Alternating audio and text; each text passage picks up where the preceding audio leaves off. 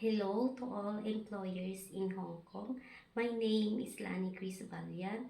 I was born in Bauco Mountain Province but currently live here in Tabuk City, Kalinga, Philippines. I am 34 years old and a single mom with one daughter, a 14-year-old.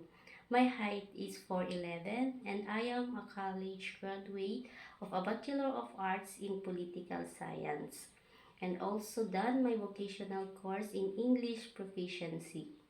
I don't have any work experience as a domestic helper, but I have experience raising my child, and I took care of a 5-year-old and a 2-year-old for a year here in the Philippines.